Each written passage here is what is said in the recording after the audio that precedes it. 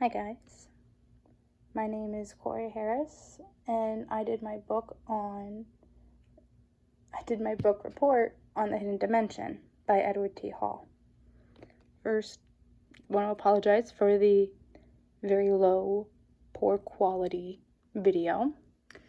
I have been struggling to get a PowerPoint to upload or attach to a video, so here I am with a PowerPoint on my computer, taking a video on my phone. So just bear with me here. Also, you may see some shadows down at the bottom. I have a lamp sitting behind me because my dorm does not have the best lighting. So after reading the book, I kind of picked up on these two of space and overcrowding as basically the two main topics of discussion and themes in the book.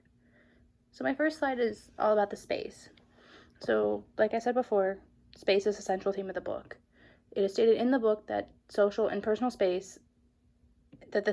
is stated in the book that the central theme is social and personal space and man's perception of it. The book goes into different variations, or every chapter is a little bit different, where they're looking at animal experimentation, and then they go to different cultures and they look at how different cultures may vary from where ours is, and then like how like cities and like space in cities is different than like space in other places, or especially around the world and their cities. So a couple things I found in the book that I did like was, when population is built up so greatly that the critical space is no longer available, a critical situation develops. This is one that I noticed in a couple of the animal experimentations that were in the book, where there was two that really stood out to me on this one, where there was a James Island, I believe it was. Yes.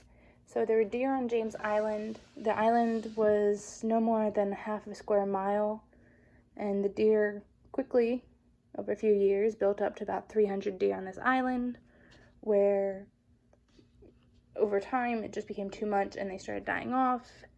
And they hit that critical situation where they needed to downsize very quickly, and a bunch of deer started dying off. Another one was mice, and I believe that was in Rockville, the Rockville barn experiment, where they put field mice out in a field area that was like enclosed off, but still allowed them to have their natural habitat. And it was stated that they never exceeded over 200 mice. So basically with that, they also took it into their thing where their control of, when it got too many, the mice actually started fighting and killing off a lot of the young when they couldn't defend themselves. So also with space, they also talked about like human contact and all, like distance, which I'll get into in a minute. But our proprioceptors keep us informed of what is taking place around us, which I feel like we'll go into distance. So in this book, Edward T. Hall, he felt that there were 4 different distances that we experience in our daily lives. So the first one's intimate, which is under the 18 inches, basically not proper in public. The personal distance, you're up to 1.5 to 4 feet. That's your personal bubble. You want to keep things at arm's length when you want your personal space. With social, you got 4 to 12 feet, and that's kind of more business and a little bit more casual social events. And then with public, it's kind of like your strangers. You want to keep them a little bit farther apart, so you got 12 to 25 plus feet. So, and it's not just restricted as social distance. So we all learned about proxemics. Sorry, I'm not good with words. Basically, in the book, it talked about proximity and proxemics, and so I figured I'd put a few things in that I thought were a little interesting. So going back to different cultures, the proxemic patterns of American and the Japanese often strike as one being as desperate as the territorial display patterns of America grouse and of the Italian bowerbirds. The proximity to the core reflected closeness of the relationship to loyalty to the shotgun in Japan, which it does go into a little more detail in that. But, sorry, lost my train of thought. We all learned about proxemics, and I lost my train of thought. So our sensory apparatus, it also talked about like our five senses and how they all kind of come into play with space and overcrowding as well. But the two that really stood out to me were our immediate receptors and our distance receptors. Our immediate receptors are those that give us something up close. So like our touch. So we feel stuff with our skin and our muscles and anything that we touch. And our distance receptors are those a little bit farther. So like with our eyes, we can see at a farther distance. With our ears, we can hear, we can hear the sirens of an emergency vehicle coming, or, we can hear somebody scream. And like our nose, if we're outside walking around in the city, we can smell food being made and we're like, oh, that smells good.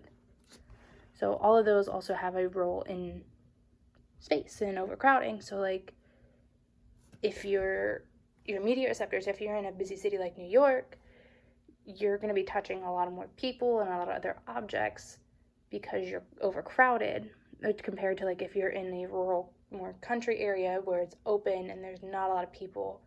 You may not have that up close immediate receptors. They might not be used as much. The distance receptors, you'll use them more in the city, like a very heavily populated area, because there's so much going on. You'll be overstimulated if you're overcrowded. Where, again, if you're in like a country, rural area, your eyes, you can just look, and there may be nothing for miles. You can hear things, it may be quiet, but, you could hear like a bird or a cow or something if you're in the country. And then like your nose, you can smell when you're in the country. Or you can smell when you're in a city. Towards the end of the book, it talked a little bit more about culture and less more so on the focus of animals and overcrowding and animal experimentation. So, both the Japanese and European concepts of spatial experience varies from our own, which is more limited. So, the Japanese and European, they're a little bit more open to different contact than ours, and then they're also open, like, every culture kind of expanded and developed from one, but then what we think is okay may not be for another one. Like I remember in the book it was saying like, because it talked about like German, French, European, American, or English, Japanese, and Arabic, and like the one was like for Japan or for German, they'll disregard signs that say authorized personnel only or do not enter restricted area. They'll just put that to the wind and just keep going. Like they're not used to that, where if we see that sign, we're like, oh, we need to stay back, we need to find a different way around. Or like the French, who live southeast of Paris, live in very tight quarters, packed together tighter than those in Northern Europeans and Americans. I'm sorry, I missed my spelling error, my grammatical error there. So I know here in America, like we all like our space. Even living in a dorm room, I feel crowded and like I don't have my personal space as much. But in France, southeast of Paris, they're packed tight. They live together. They're, in the book, there's also a picture of walruses lined up in rows, and that's how they laid. And there's my references. Overall, I think it was a good book. Just go back to my beginning slide there. Overall, I think it was a good book. It was a little hard for me to get into. It takes me a little bit to sit down and read a book. But I feel it touched on a lot of things that we may not think about, like our space and how even animals need their space, and train of thought.